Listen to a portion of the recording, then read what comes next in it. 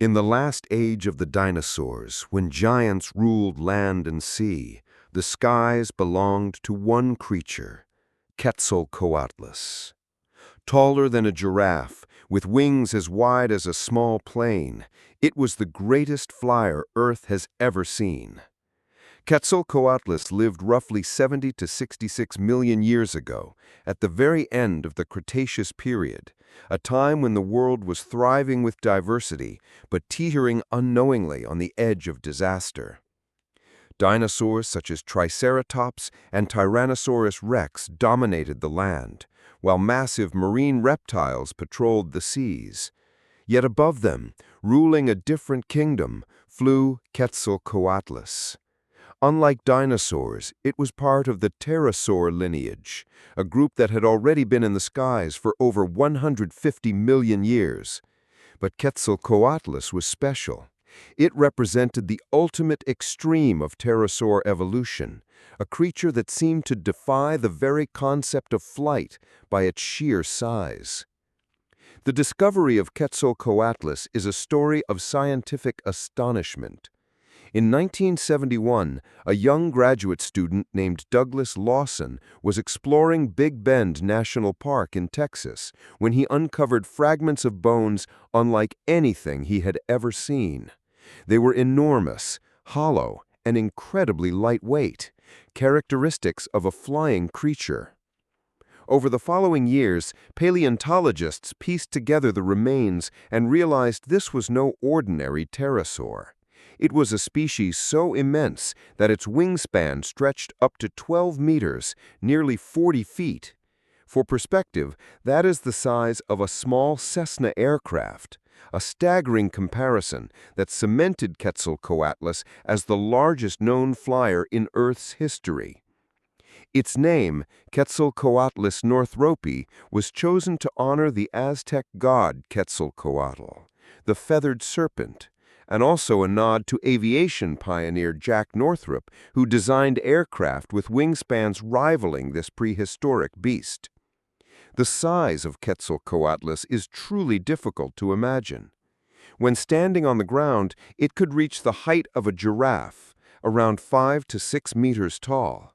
Its wings were vast and leathery, stretched over elongated finger bones rather than feathered like a bird's.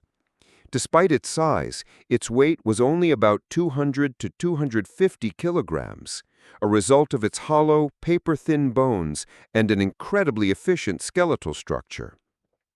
Every part of its body was designed for a single purpose: to conquer the skies. Its long, stiff neck and toothless beak gave it a sharp spear-like profile, perfect for reaching down to pluck prey or probe into carcasses. It was, without question, one of nature's most extraordinary designs. The world Quetzalcoatlus inhabited was the vast open landscape of Cretaceous North America. The region that is now Texas was then a warm coastal plain, dotted with rivers, lakes, and lush lowlands. This was a land where giants mingled, massive plant-eating dinosaurs like Alamosaurus, apex predators like T-Rex, and countless smaller reptiles and mammals. Into this world strode Quetzalcoatlus, walking on all fours when on land, towering over many of the animals around it. Its presence would have been awe-inspiring, a reminder that the skies were no safer than the ground. Scientists have long debated what Quetzalcoatlus ate and how it hunted. One idea is that it acted much like modern storks or herons, striding across floodplains and shallow waters, using its long beak to snap up fish, amphibians, and small reptiles. Another theory suggests it was a terrestrial stalker, hunting small dinosaurs and mammals across open ground. And some paleontologists argue it was more of a scavenger, soaring for hours to locate carcasses of larger dinosaurs, then descending to feed like a vulture. With its versatile anatomy, it may have done all of these things, exploiting whatever opportunity the landscape offered. Its role in the ecosystem was that of a top aerial predator, a creature that ruled not through brute strength, but through size, mobility, and dominance of the skies. How did something so massive even fly? The mechanics of Quetzalcoatlus's flight are among the most fascinating mysteries of paleontology.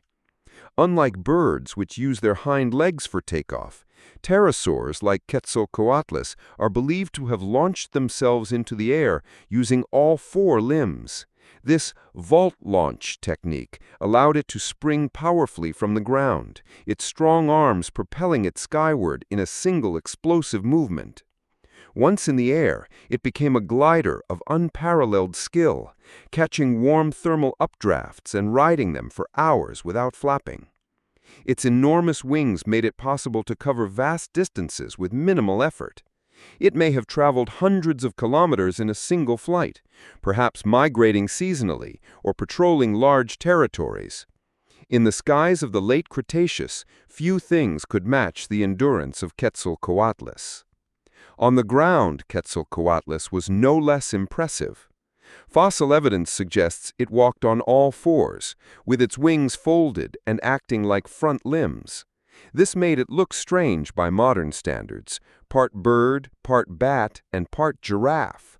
When it moved across the plains, its towering form would have made it one of the most intimidating presences in the landscape. Smaller animals would have had to stay alert, for its beak could strike swiftly, and its size alone made it difficult to challenge. Its dual mastery of land and air made it one of the most versatile predators of its time.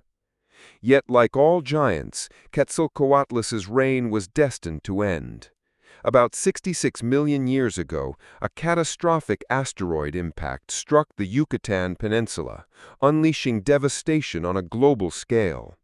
The skies filled with ash and smoke, blocking sunlight for months, temperatures plummeted, and ecosystems collapsed. Plants died, herbivores starved, and the predators that depended on them soon followed. Quetzalcoatlus, unable to find food in this dying world, perished along with the dinosaurs. The age of reptiles came crashing down, and with it, the largest flyer ever known vanished forever. Today, the legacy of Quetzalcoatlus survives only in fossils and in the imaginations of those who study Earth's prehistoric past. Museums reconstruct its skeletons, showing visitors just how staggering its size really was. Artists paint vivid scenes of it soaring over dinosaurs, casting immense shadows over the ground. Scientists continue to debate its behavior, its flight, and its diet. But all agree on one thing: it was a true marvel of evolution. If Quetzalcoatlus were alive today, its presence would be almost otherworldly.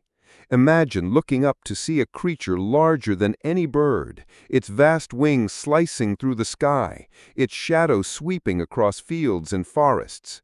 It would be a reminder that nature has produced wonders far beyond anything in our modern world. Quetzalcoatlus was not just an animal, it was a symbol of possibility, a living testament to how far evolution could push the limits of life. In the grand story of Earth's history, Quetzalcoatlus holds a unique chapter.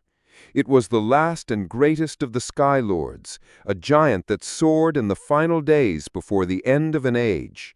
Though it is gone, its story continues to inspire awe and wonder. The world may never again see a flying creature so vast, but through science, fossils, and imagination, Quetzalcoatlus still takes flight in our minds, reminding us of the breathtaking power and creativity of life on Earth.